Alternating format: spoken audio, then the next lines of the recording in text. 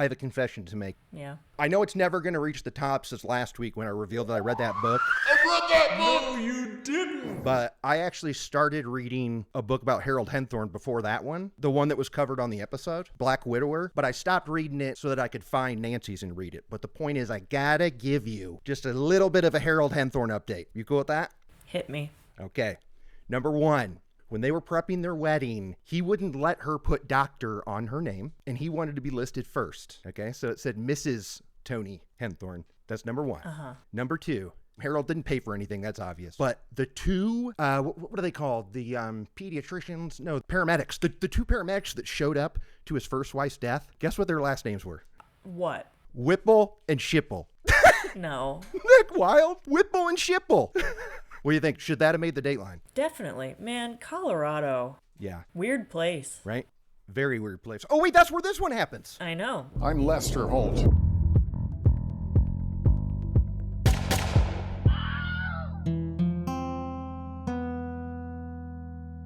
All right, let's dive into this. We got ourselves another From the Vault. From the vault. Here's Keith Morrison with The Secret Keepers. This originally aired July 18th, 2019, season 27, episode 44. IMDB description. When the death of a 59-year-old father, Randy Baker, is found to be unrelated to his ongoing health issues, police begin an investigation and question some of his family members. And this was a shorty, as we like to call it. Yep. It was only an hour long instead of 2 hour long. Now, so Kate, tell me, why did you pick The Secret Keepers? I picked it because it's a shorty and because it's a classic Keith Morrison episode, and we haven't done any Keith yet, so I figured it was time. Yeah. Finally, we're getting a KM in. And I'm excited about it because I thought that this was a great ep and a great Keith ep, too. I feel like I haven't watched a Dateline with KM as host in a while. And, like, we can love AC and J-Mank and all these other people as much as we want, but there's really the one and only. The top of the mountain is Keith Morrison. The OG. His voice and his delivery and what he can get out of people. Yeah, you know you're in for a ride when he's at the helm. Yeah. Oh, and it's right off the bat, too, because it opens up. We're talking about the 59-year-old father, Randy Baker. He falls asleep at the wheel and swerves off the road and hits something. And already I'm on board because KM's voiceover is like, he was so tired. It's like when I'm talking to the dog. Yeah. Oh, is someone so tired? So tired. So tired. I was really hoping Keith was going to be driving that car. Like, they clearly went out and shot some B-roll of a car swerving off the road. I thought maybe Keith would be behind the wheel. Wouldn't that have been pretty cool? They don't want to put him at risk. Yeah, you're right. You're right. No stunt work. No. Certainly not. Although I will say this about Keith. He can fit places. There's a lot of advantages to him because there's a scene later by a computer that J-Mank would not have been able to do. Oh, I've got some thoughts on that. Okay. All right. Sorry. I'll table that. Okay. So Randy Baker falls asleep at the wheel. The cops come over and give him a warning. I don't know. Warning for what? Being tired? Yeah, maybe just reckless driving. He was swerving around. It could have been catastrophic. It wasn't. Turns out this was the 5th time this month that this has happened to him, where he's fallen asleep at the wheel. Yeah, he thought maybe it was related to the health issues that he'd been having because he had recently had open heart surgery and he was a former drug addict, so he had a lot of lingering health problems and just thought he wasn't too worried about it. No, and it's scary that if someone has general heart troubles, then if they fall asleep at the wheel 5 times in a month, there are no red flags. People just go, heart troubles. Yeah. Heart troubles again. I'm sorry. Why didn't anybody go, does somebody hand you a cup of coffee every morning or? Right. Have you checked on the antifreeze levels in your garage? Yeah, totally. I couldn't believe it. It was 5 times in a month. I mean, that's twice in 1 week at one point. And there's no red flags. He just kept driving. Yeah. Anyway, his heart troubles stemmed from an accident that happened when he was younger. And they show a picture of him when he was 28. And do you remember how Keith described him? A strapping young lad? No, close. A 6'5" bear of a man. Yeah. A strapping bear of a man, 6 feet 5 inches tall. Keith was loving how tall he was. Well, Yeah? Keith's tall too. Yeah, but when he said bear of a man, I was losing it. Okay, so he's 28, and he is a lineman. But it's funny that that's what they call people who work on telephone lines. Right. That's like somebody who likes to have sex calling them like a coxman. He is literally a lineman. And he was up there doing that lineman thing, and he got zapped. He was on the line, and he got a jolt. He was never the same after that. Now, Kate, please tell me that shot and that scenario reminded you of a movie that you've seen at least once. It reminded me of an X-Files episode. No. No. Here's a Oh, hint. no. It's No, my memory is just not correct. Yeah. There's got to be an explanation. And you'll know why as soon as I tell you that what it's from is tattooed on my body. So what is tattooed? The Burbs. The Burbs. There it is! Boy, she didn't want to say that. She did not want to say it. Anyway, it really reminded me of when Art gets zapped and he falls off. I took a joke, but I'm okay. That's all we're going to talk about the Burbs because there was no sign of a struggle. Spoiler alert. So he got zapped, and Yep, he's zapped. he was never quite the same. He struggled with a lot of pain. He was on painkillers, which then segued to drugs, and then selling drugs. And finally, it all became too much, and he got clean, and he actually became a drug counselor. And that's very commendable, and I'm happy that he was able to turn it around. But what I want to know is, how does doing a lot of drugs lead to dealing? If I was in some sort of drug hole, I wouldn't want to be responsible for trying to sell stuff, right? Well, also, isn't that a rule that dealers aren't supposed to use? Get high on their own supply? Yeah, I mean, maybe he did it so that he would have the supply and he could really party. Maybe that's what it was. maybe. I don't know. It just seems weird to me. If I was trying to escape stuff, I wouldn't take up another job, basically, is where I'm going. But anyway, he turned it around and he became a counselor, and he helped a lot of people, including one of his nephews who sent him a wonderful Father's Day text about what a great inspiration he was and a father figure to him. Not only have you been a role model and inspiration to me, but the closest person I've ever had as a real father figure. Thank you for believing in me. That's how great this guy was. Yeah. And Randy had a daughter that is featured in this episode, Betty, who I liked. She didn't drive me nuts. Yeah. I'm sorry, what? Betty reminded me of a lot of girls that I grew up with. Just really sweet Yeah. and down to earth, just very familiar. I thought that Keith was great with her too, particularly when I don't know if you watch Grey's Anatomy, but that term, my person, Yeah? yes, he was my person. So I went to him for anything and everything. Now, you're going to have to help me out with this because I'm completely in the dark because I've never seen an episode of Grey's Anatomy. But, Kate, can you please tell me what she means by my person? Because I have no clue. Well, I also have never seen a single episode of Grey's Anatomy. No, but I asked someone about that. Oh, you did? I did. Okay, dope. It's not a romantic thing. Right, When well- you say that someone is your person, it means that they're the one you confide in and that you go to for everything. A best friend, a confidant. And Betty felt that her dad was her person, which is sweet. It is sweet. I felt like we could put that together ourselves. Like, I was thinking of when you say you're my lobster, that's a Friends thing. That would need some context. Did you watch Friends? Did I watch Friends? It's a known fact that lobsters fall in love and mate for life. So Benny is close with her dad, and she's even okay with her stepmom, Kelly. Now, they've been married for 12 years at this point. Oh, I thought it was 18. They've been married for 18 years at this point. Kelly comes home one morning to find Randy sprawled on the floor, dead. Yeah. He's laying in the hall with a bag of fast food next to him. And Mexican, again, just like last week. right. Because I'd been shot in the head. And Kelly immediately thinks, well, this is maybe heart related. Maybe he had the big grabber and fell, and that was it. And that's what she tells 911 and the police when they arrive. Yeah, and I guess that's what she told the coroner, because that dumbass walked in there and said, it's probably his natural causes because of his heart.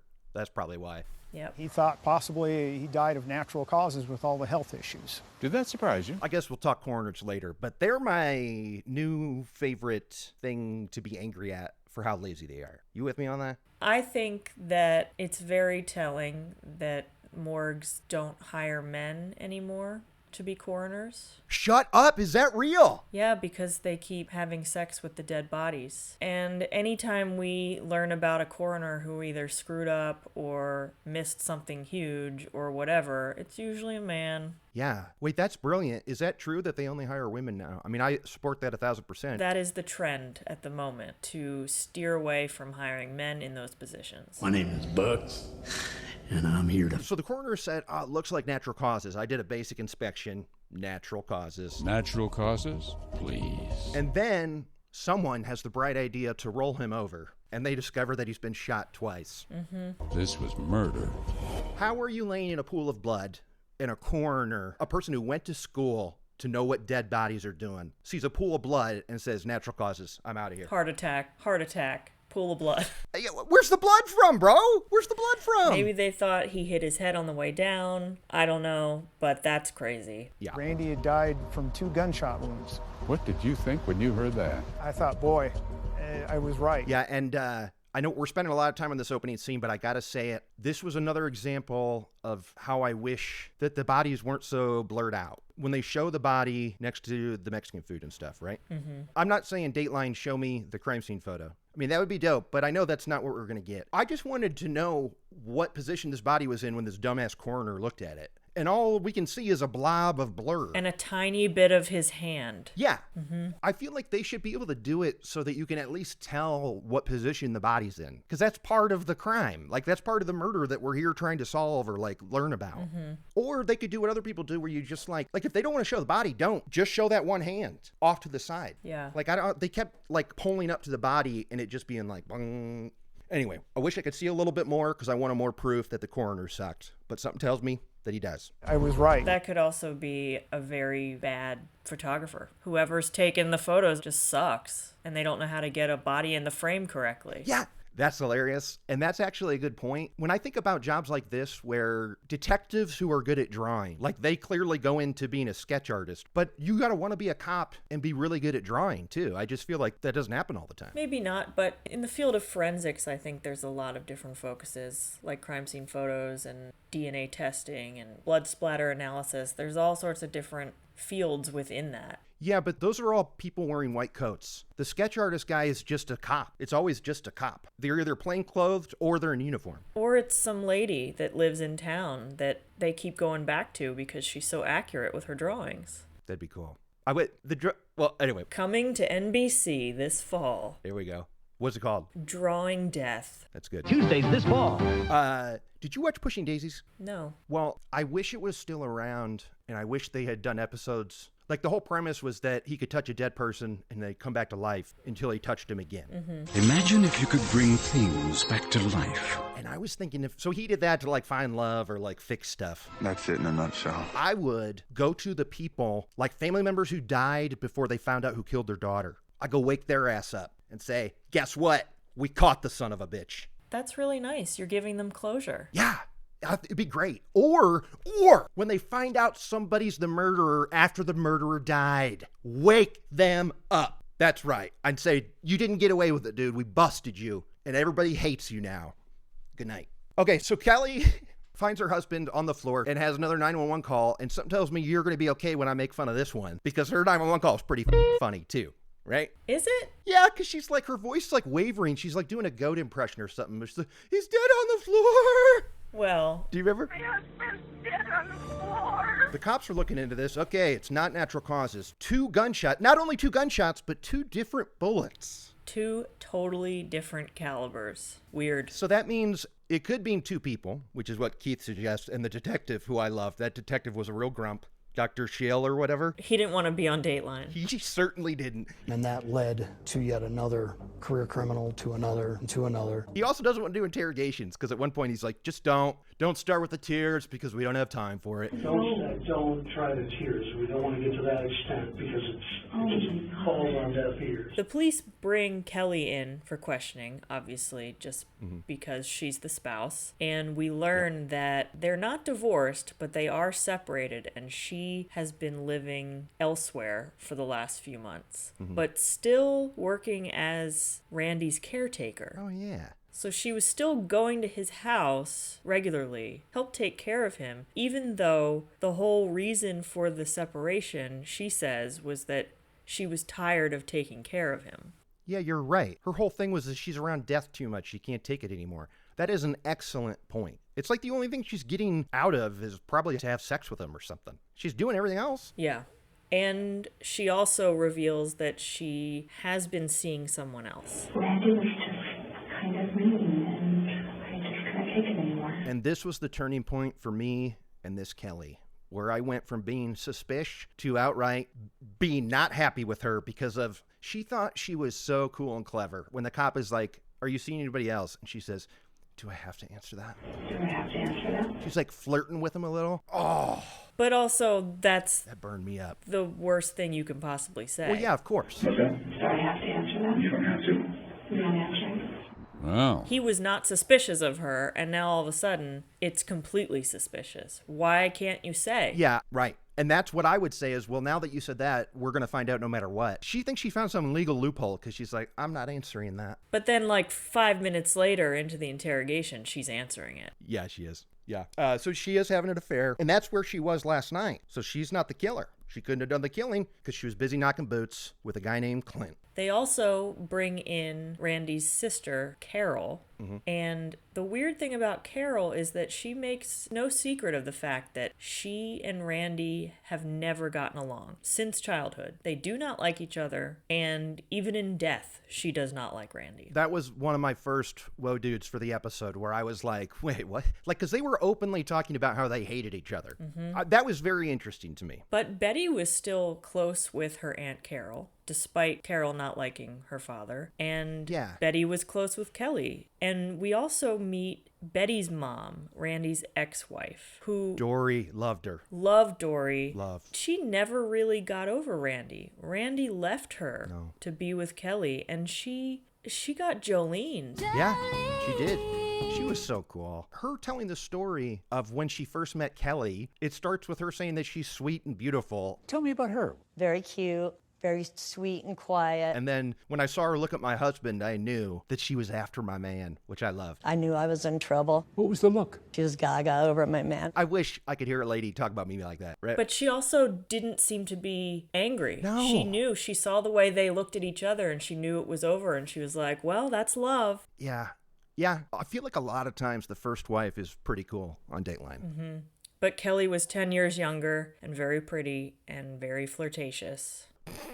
In what world is she prettier than Dory? I'm just going to say that right now. Dory's better looking. Back then and now. I didn't say prettier. I just said younger and pretty. You said prettier. Nope. Well, we'll check the tape. Run it back.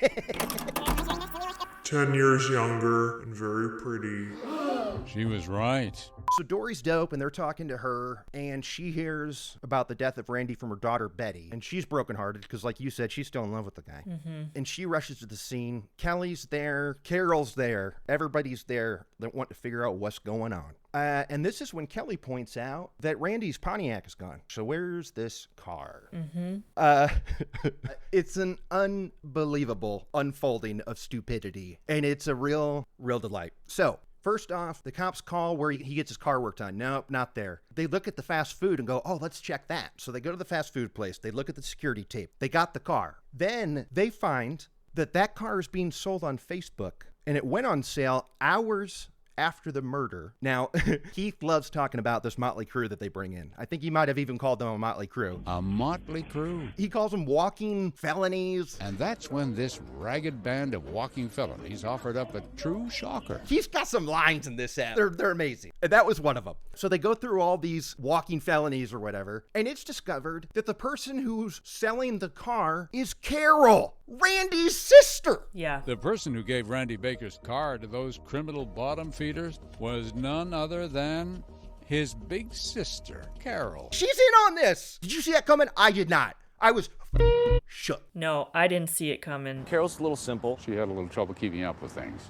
Yeah, she seemed to answer questions fine, but at the same time, I think at one point she even said I'm slow. Don't you think it's weird if Randy's mad at his sister his whole life if she's slow? I mean, does it? No? Am I wrong? That's why I don't think she is. I don't think she's slow. She's like a mastermind. Oh, wow. Okay, so That's a whole bit. She's just telling people she's slow so that they'll never suspect her of things. Because if she is, I guess I'm concerned with Randy being mad at her his whole life. But was he? We just know that she hated him. But did he hate her? No, Betty said it. Like, Betty talked about how they never got along. And then also, we find out that Carol's the one that introduced Kelly to Randy. Yeah. She tried to ruin our relationship from the beginning. It worked. Carol was the one who introduced Kelly to Randy. And she loved Kelly. They were very close. Oh, God. What is up with their relationship? They just butts? I don't know, but they were texting and calling each other constantly. Side note, it drives me nuts when these forensic guys look at text message history and they say, these people were sending each other 50 texts a day, thousands in total, as if that's a lot. It's not. Y'all just don't have friends. That's what that means. One could argue that. If they counted how many texts you and I have sent each other, Kurt, just about Dateline alone, we'd probably be suspected of plotting something together. Well, that's fair. Yeah, and they were known to be friends. It's not like that was a secret friendship. Right. So you're right. That is kind of silly. But look, the number 4,500 sure does sound like a lot of texts. It's not, though. How close were these women? Well, the 4,500 text messages alone is mind-numbing. And I also feel like Keith was really blowing smoke about what a forensic phone doctor this guy was. Detective Prill's specialty is phone forensics. He can coax those phones to give up who was calling whom and when. I'm not giving him credit because he can load text messages from a phone or a cloud. Sorry, bro. Right. He was all, I'm here 12 hours a day. I go home and I come back and I do it all over again. It's like, I don't know, man. Just looking at Facebook posts, scrolling through a call log, it's not a big deal. Yeah. There's another job. How do you get that? He's like an investigator for cell phones. It just sounds pretty easy. You've got T-Mobile on speed dial. You know what I mean? Like, I don't understand where there's a craft to it. Anyway, all these text messages. And it was in these readings of these text messages where the detectives get a sense of a brewing plot. Am I right? Mm-hmm. Yeah. It seemed like from their insane correspondence mind-numbing that they were plotting something, but doing it in a way where it didn't necessarily point to them. They were not the ones who shot Randy. Right. They're reading these texts. They're saying like, here's a number. Put it under Sonia. And Keith's like, who's Sonia?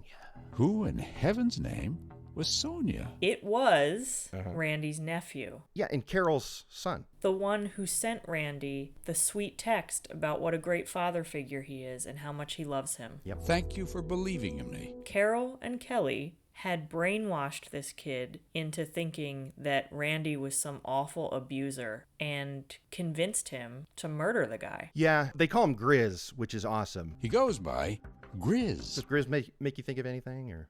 Grizzin.com from 30 Rock? No, that's good, though. You know my every thought, Beth. I thought of Christmas Vacation. Oh, Griswold. Hey, Grizz, you're not doing anything constructive. Run into the living room, get my stove. Anyway, that's what I think of. But I'm glad that he had a nickname because his birth name is Kelly, too. Okay? It's confusing. But his mother named him Kelly. And who would his mother be? Yep. Carol's son and Randy's nephew. Grizz says he was made to think that he's being abusive. And so he's like being a white knight or something right now. If anybody came to me and said, my husband's beating me up, okay, there's nothing I could do to escape. I need you to kill him. Guess where I'm headed? The cops. Because I know what this is about. Would you fall for this ever? There had been no history of domestic abuse or violence reported. And also, she wasn't living there anymore. She did get out. Yeah, you're right. She did get out. Yeah. Oh, but she was so scared, wasn't she? So Carol and Kelly, the besties, hire Carol's son, Grizz, to kill him. And as soon as they talk to Grizz, because he was already in jail, I think, as soon as they talk to him, they can't wait to ask him why there's two different bullets. Oh, yeah. Grizz says that he usually carries two guns. Which I think is such a funny, anticlimactic answer to something that was probably bugging him for a while. And also just like, why? Two guns. He always carries two guns. That's just how he rolls. That seems silly to me. I don't even own a gun. What do I need with a whole rack? You know, Wayne, if you're not careful, you're gonna lose me. So what, did he just take him out and like hold them sideways, like drive-by style, and just shoot his uncle in the head? Yes. Ugh. Yes, he did. This guy. Not a nice guy. No. He spills his guts in the interrogation. And we're watching the tape, and he's telling everything. I mean, he is... Oh, also, they got Carol to spill her guts because they said that Kelly turned on her. And old Carol fell for that. Mm-hmm. It only took once. They were like, hey, Kelly turned on you. And Carol just started singing. Oh, I love that. I am not trying to justify what Grizz did, but I do think that he also has been victimized. He was brainwashed and made to think things that weren't true. Because I do think that he genuinely loved the guy, but then those women just probably, I don't know. It's sad. Even after the killing, he's saying that he wants people to know what a great guy Randy was. And that's heartbreaking. Yeah. I don't know. It's just so suspicious for somebody to come to you and go, hey, my husband's beating me up. okay? And something's got to be done. I don't know. Okay. Oh, wait. When you started watching this episode, did you know what the secret keepers were? This is cell phones. That's what Keith is calling the great secret keeper of the world. Cell phones. Yeah. Deep dive into the greatest keeper of secrets in the 21st century. The cell phone. Keith was really on in this one. He was. He absolutely was. He was leaning on stuff. Yep. When they went to find Randy's car in that impound lot, he was leaning on that car, leaning on the desk in the detective's cubicle. Mm-hmm. Just so cool with that casual lean. Does anybody else look cooler in a lean? I'm not sure. He can really pull it off. Like, it doesn't look awkward at all. No, and he's got those Converse on all the time. He's just so cash. Man. Yeah, he's great. He's the best listener, I think. Because his reaction in just listening is like it's heartwarming or hilarious. You get why Bill Hader did him on SNL all the time. No, it was an arm. Did he slap you 5? He was really good with Betty, too. Yeah. Like, for instance, when she said, I don't know if you watch Grey's Anatomy, you know he doesn't watch Grey's Anatomy, but good interviewer. He was like, I'm not going to answer that. I'm just going to go be concerned. And he said, I don't know if you watch Grey's Anatomy. Yeah? Yes. I for sure would have gone, I would have stopped things dead in their tracks and said, no, sorry, I don't watch the show. But that's why Keith's the best. Real professional. That's terrible. We're to the trial, correct? We are to the trial. Okay. The shots of Kelly in the courtroom had me doing a double take because she looked just like our girl Kim with the kick-ass list. You think so? And he would kill my family. I love seeing people in court after they've been in custody for months with the hair dye all grown out. Yes. And the weight is usually drastically different, like one way or another. And of course, it's like even better when they hobble in trying to look as frail as possible. Of course. Such an act. Oh, yeah. Oh, yeah. Great. Or but wait, you just said something that I got to jump on. Because it happened to Grizz. Grizz was skinny as hell, and then during his testifying, he had just gotten thicker. And that is a real bummer to me, because I swear, I always thought, if I really had to get in shape, I'd go to prison. I feel like that'd be the only benefit to going to prison is I'd get ripped. Right. But you don't, because their food sucks. You get fat. You get fat in prison. Well, not necessarily. Sometimes people get gaunt and they lose a lot of weight. But I think the people who gain weight, it's because they were probably really malnourished before. Yeah. And now they're getting like 3 square meals, good exercise in the yard. I'm not saying it's a spa trip, but to people who don't have any kind of routine or are maybe in poverty and don't know where their meals are coming from, prison can be their first sense of stability. Yeah. Like we see it with Brendan Dassey from Making a Murderer. Mm-hmm. Yeah. He's gotten real big in prison, and I think he just is doing well there because it offers some kind of stability. I like that as an answer, and that's the one I'm going to accept, because when I tell this to people, they say, well, I mean, they're feeding them all these starches and carbs and stuff or whatever. And it was like, even if you just ate the 3 square meals, you still bulk up. But I like what you're saying, because they got stability, 3 meals a day, boom, boom, boom, and not meth. Well, they're still getting meth in there. Grizz may have gotten off the stuff because he looked healthy. He looked healthy, yeah. Oh my God. Grizz testifying was hysterical. He makes longer pauses than me. I'm totally going to put the clip in of that long pause for its entire duration, and it's going to be brutal to listen to in podcast form, but I think it's important to understand how long he takes to answer the question, because he doesn't answer it. Let's have a listen. You got a Harley Davidson for this murder, is that right?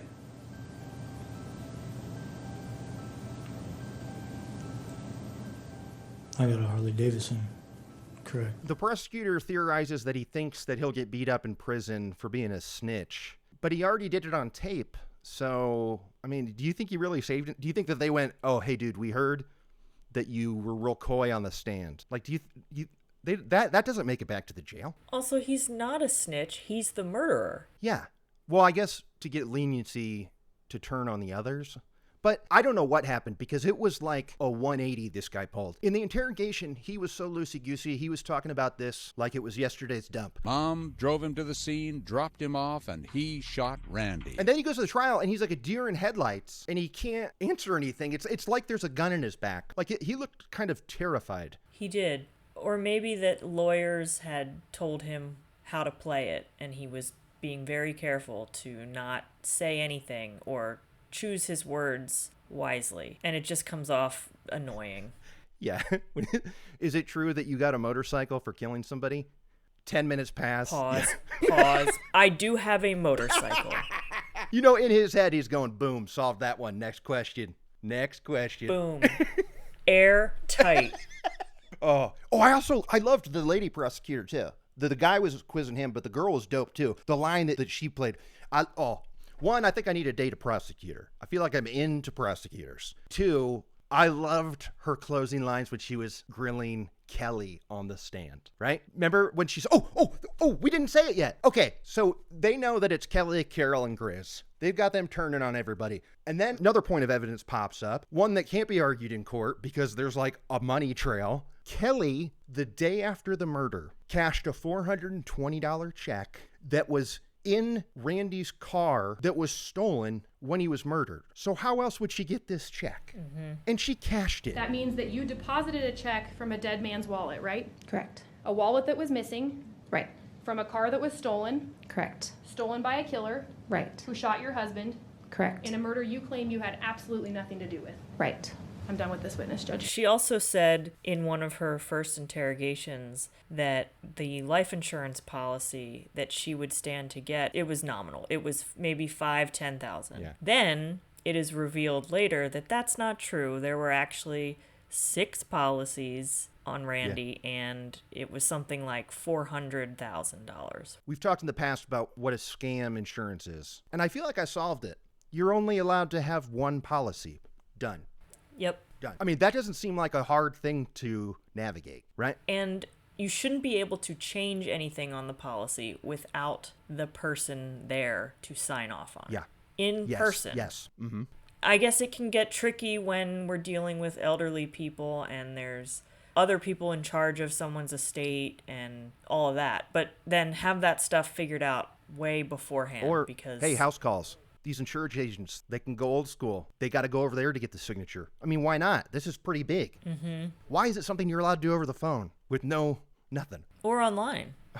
Yeah, absolutely. I have an insurance policy on myself, and my mom is the beneficiary because she wouldn't be able to afford my funeral. Why? What's going to happen at your funeral? You know, we laugh at Carol for trying to sell a car on Facebook. Like, that's pretty stupid. But Kelly cashing that check is pretty dumb, too. Yep. Across the board, these are dum-dums we're dealing with. And Kelly thought that she was so cool in court, trying to play the victim. When she was describing how he was quote-unquote abusive, if your opening one is, he slammed his hand on the table when we fought once, sorry, you're not getting self-defense on this one. No. I don't trust Kelly just based on her eyebrows alone. Yeah, they were questionable. They were. Doink, doink, doink, doink. Put the tweezers down, girl. Yeah. Do you think that there are a lot of tweezers in jail? I don't know. Probably not. They can be sharp. So Kelly's guilty as hell. They're all guilty. Grizz and Kelly get life, and then Carol gets 30 years. So, I mean, that's life. Yeah, that's life for Carol. That's life. All right, well, I think it's time we talk lists. What do you say? Kurt, I think I have to rethink my list. Oh, no. Why? Because the Florida connection has not been a thing. Yeah, that's true. You're 0 for 5 on Florida. When I watch Dateline, I swear it's like every time there's some connection. And these last 5, there's been nothing. It hasn't happened. And hardly any military, too. Yeah, that's true. I do like your list, though, because I think it speaks to recurring themes in Dateline. I think it's just that we've had 5 in a row that haven't hit them. Maybe. We just haven't had it yet. Like, we haven't done a Dennis Murphy episode. Doesn't mean that he doesn't exist. He lives in Florida. There we go. Okay, so if there's not a new episode next week, I'm picking a Dennis Murphy jam. Great. Okay, well, I mean, I still love my list and want to talk about it every episode. My kick-ass list. Go ahead. Okay. Kurt's kick-ass list. Did anybody say it's like out of a bad movie? Yeah, that did happen. Who said it? I think somebody said something about a movie. I might be wrong there. That's right. Number 2. Does anybody mention Dateline? No. Number 3. Signs of a Struggle. No. But we did have that Killer Burbs connection when he got zapped on the telephone line. Whew, look at my fingers. Pretty weak showing for the lists. Hopefully, we'll step it up next week. You want to say the Instagram? Oh, yeah. We are on social media. Mm-hmm. Follow us on Instagram at I'm Lester Holt. And email, imlesterholt@gmail.com if you've got some gripes. Or hey, if you've got some scoops. If you've got some like boots on the ground scoops about any of these people that we're talking about, we want them. Boots, scoops, gripes. All of them. Send them our way. All right. I'm Kurt Money. I'm Kateline. I'm Lester Holt. For all of us, I'm Lester Holt. Good night.